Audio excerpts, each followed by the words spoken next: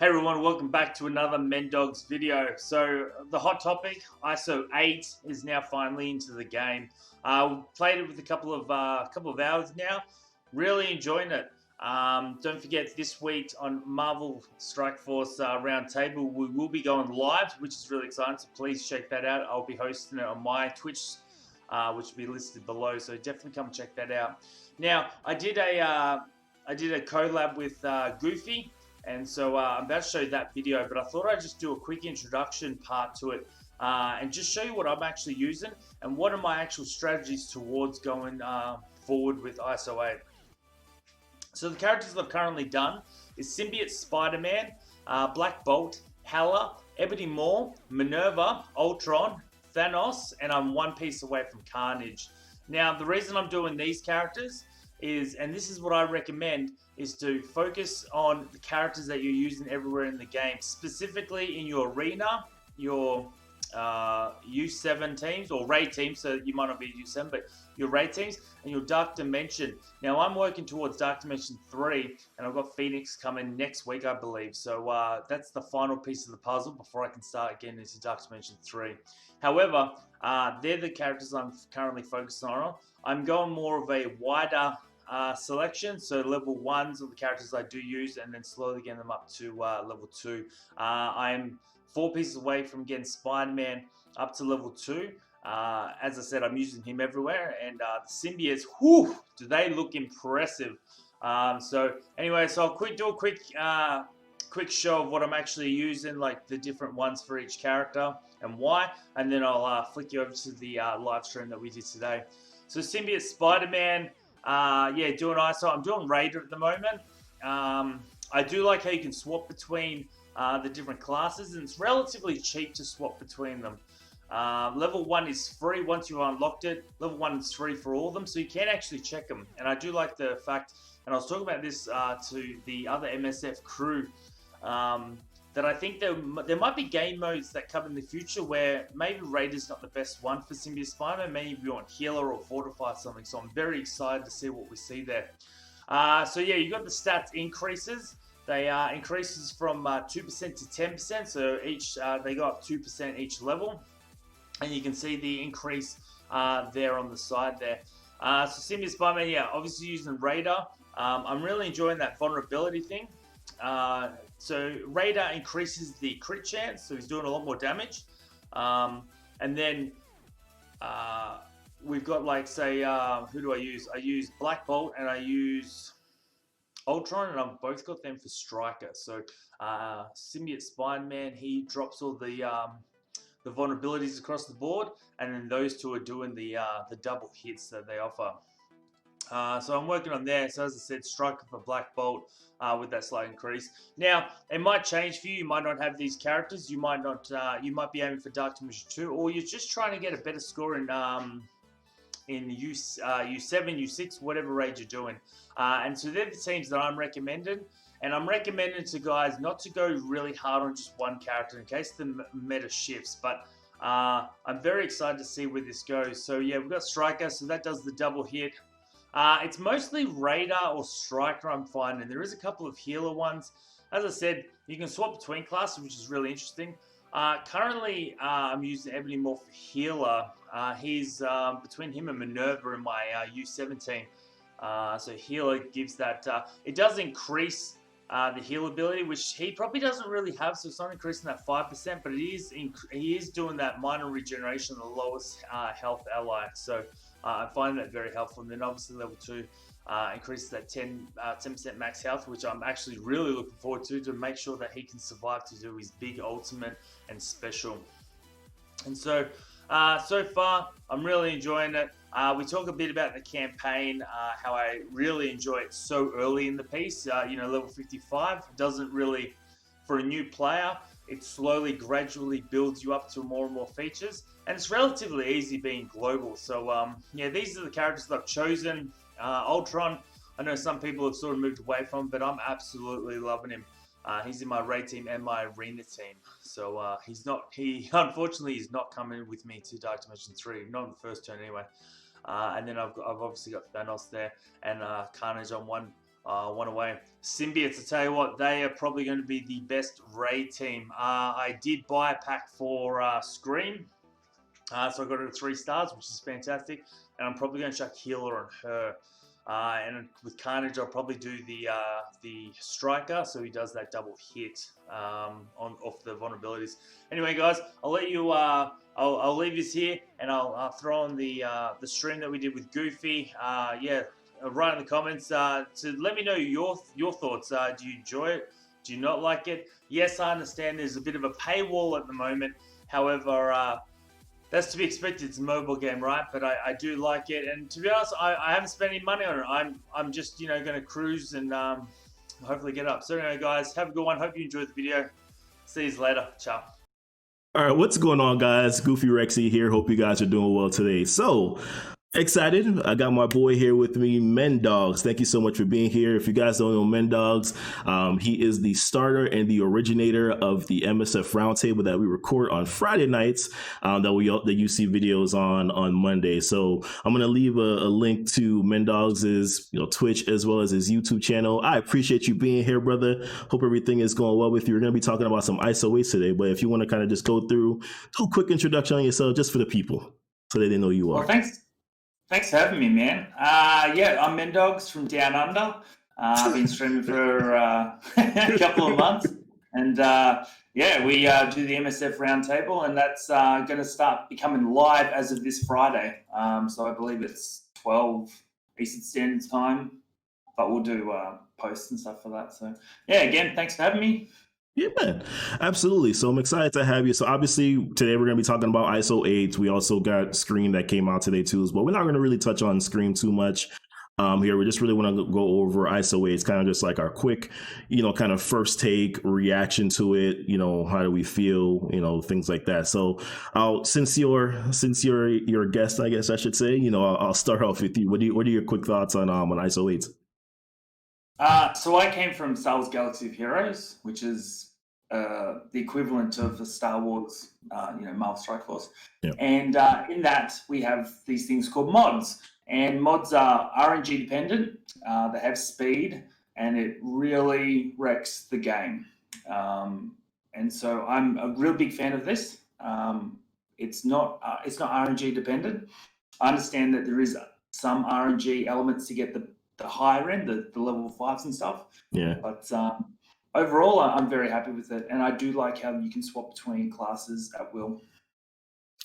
Yeah, so I guess initially that was kind of part of my, I guess kind of initial thoughts were that, okay, it wasn't very clear as to whether they said it in writing, in the blog post that they were going to be that you were going to be able to kind of modify and switch between classes, so don't worry about leveling it up. And then of course we kind of heard from the community, guys like Remanx and Mobile Gamer just talking about, okay, well maybe you kind of want to wait a little bit before you kind of level things up because you won't necessarily be able to switch classes, as easily. So it seems as if though that is kind of both things are actually kind of sort of true in a sense, because you to a certain extent, right, you can switch, but you also do have to spend a certain amount of currency in order to be able to level things up. So you probably still in the very beginning want to focus on making sure or figuring out, what actual classes work with what specific characters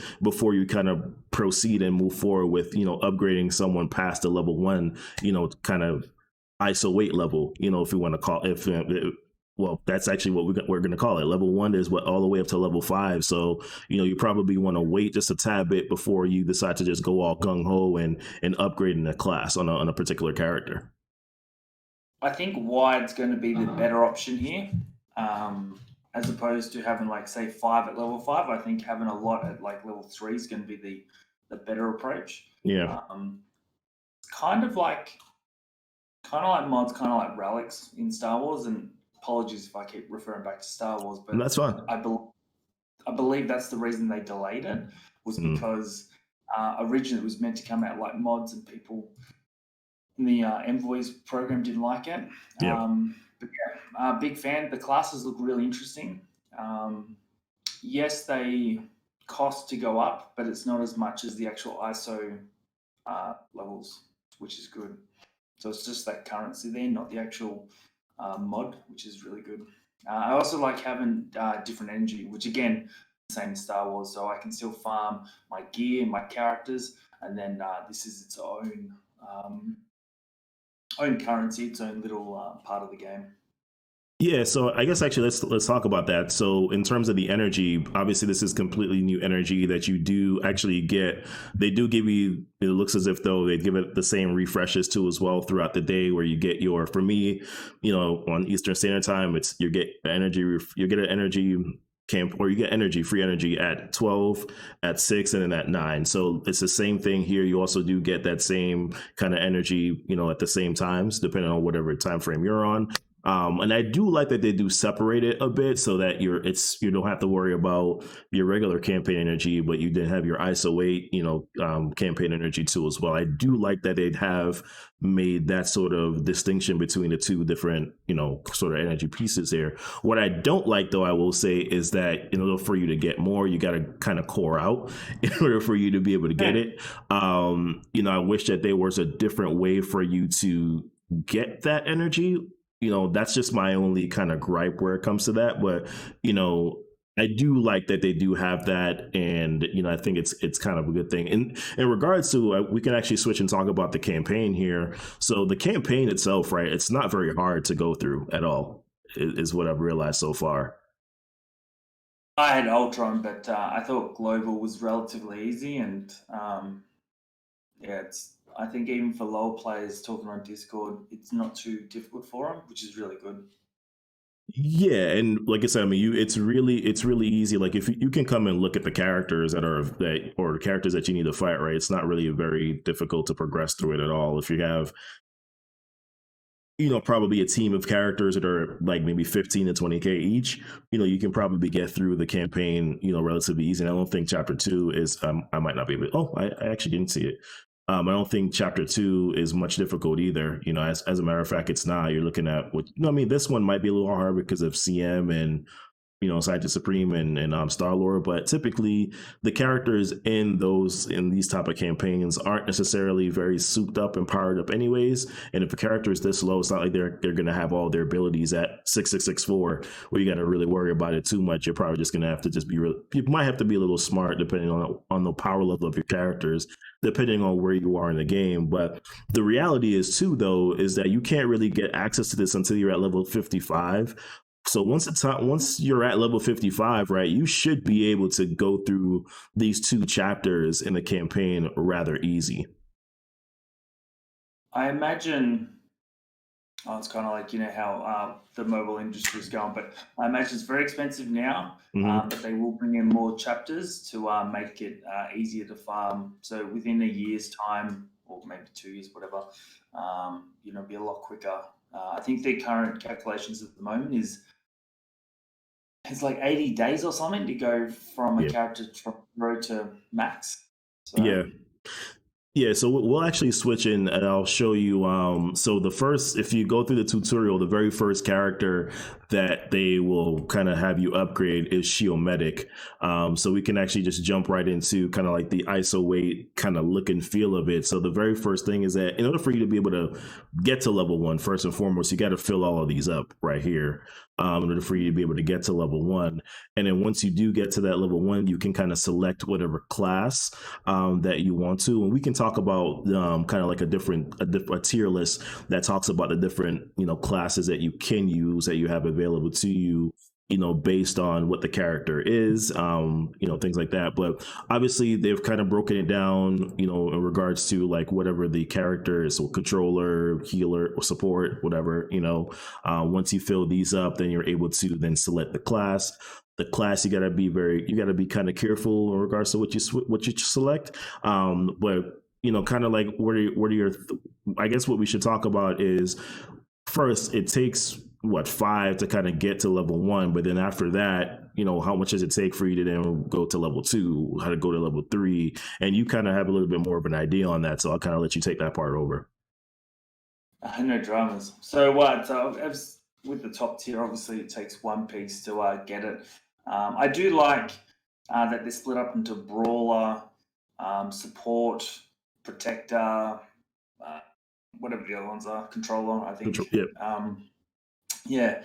So the next, to get to stage 2, it's 3 ISO pieces, and that's for each. And to get the full benefits, you need them all to be, say, level 2, 3, 4, 5. And then your class is obviously dependent on the overall score that you've got. So if you've got 3 2s and 2 3s, you'll only be able to get that class to that 2.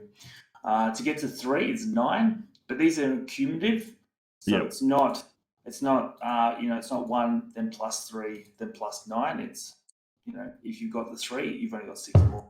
The next stage is 27, and the final stage is 81. So you've got to remember that 1 for each 5. So it does take a while to get. Yeah. So.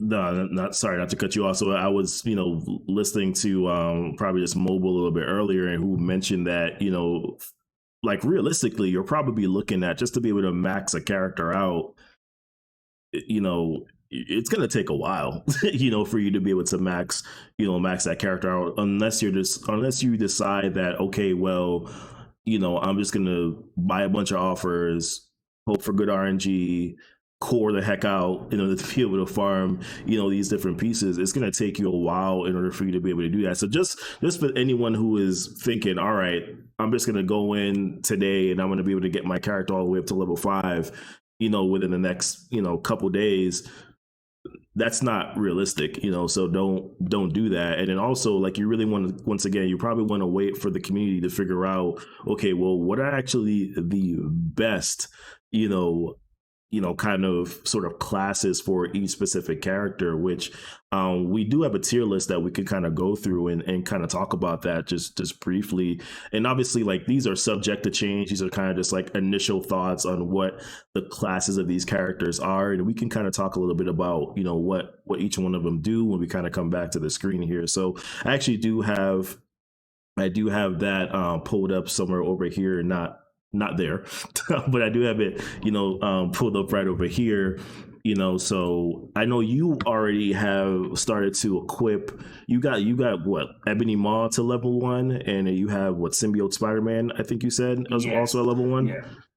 So for right or wrong, this is how I'm going to do it. I'd probably recommend it, is I am focusing towards my arena team, my raid team, as well as my Dark Dimension 3 team. They're my priority characters, so I can smash out Dark Dimension 3, smash out U7, and then obviously Arena Climb 2, which we're going to have an issue. But I did go off that recommendation. So my Ebony Maw is a healer, and my Symbiote Spider-Man is a raider. And I guess we can talk about, like I said, I mean, this is kind of public. This is I can leave a link down in the description too as well, that kind of just shares, this information too, just for everyone. But this is kind of like this like recommended list, in terms of what, I think Black Bolt, we all thought initially was going to be a striker. We originally thought that, and we thought, of course, Ebony Maw and probably Emma Frost obviously were definitely going to be healers. The one that I'm curious about is a Symbiote Spider-Man being a raider, which kind of makes it's a little curious on that one, and I guess as to why that would probably work. And we can kind of just touch back here on that. We won't go too in detail, because obviously we're still trying to figure this out ourselves, in regards to like what's actually the best option. But Raider here, it what is it? On crit, it applies vulnerable to a maximum of 3. And I think when we looked at this list, and obviously I'll pull it back up here, so that's what that says as vulnerable.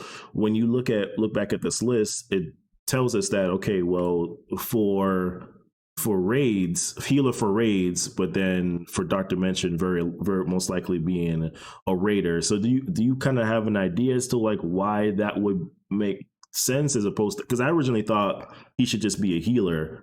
Why do you think we probably should go with a raider in that case? And once again, I'll give my opinion on that too, but I just kind of want to hear your thoughts first on it.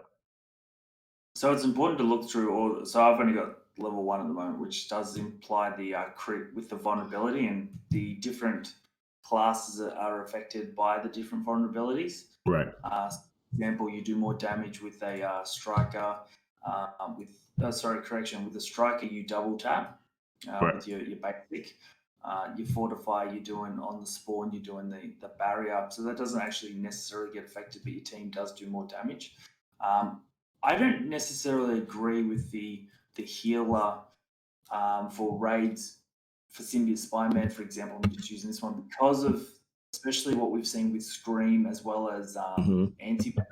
I think that's going to be a waste, and I don't think you're going to have any issues with healing on that team, to be honest. I think that raid is going to be a big deal. But the good thing is you can swap.